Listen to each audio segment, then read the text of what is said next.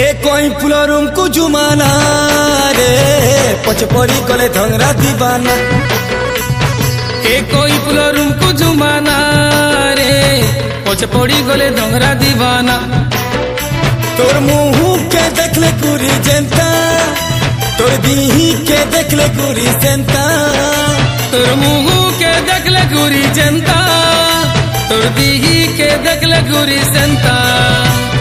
ए कोई फुलरुम को जुमाना रे पछ पड़ी गले धंगरा दीवाना।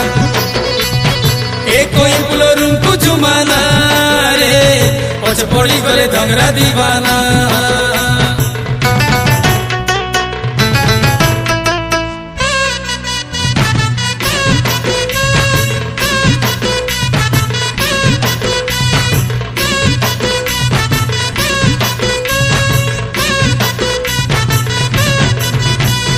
लटकी करी अच्छे तोर गाले कोला जाई लागी तोर रूप आहुरी दब दब करूछे।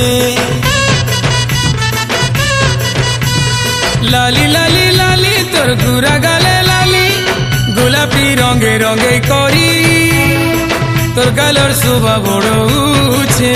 तुई यार की सुना हेलु गुरी केंता किए गढ़ी से न सजे करी एंता। तुई एड़की सुंदर गेलु गुरी केंता किए गढ़ी चेरे सजे करी एंता। ए कोई फुलरुम को जुमाना रे पछ पड़ी गले धंगरा दीवाना। ए कोई फुलरुम को जुमाना रे पछ पड़ी गले धंगरा दीवाना।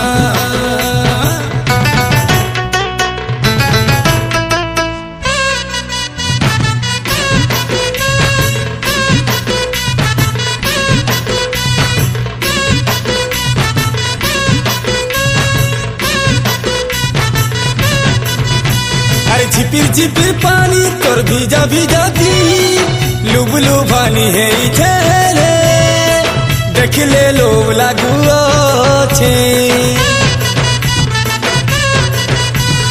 तू पुटापुर कथा तोर कथा के तलथा हसी हसी कहूथिले सुनु ताले खे लागुछे।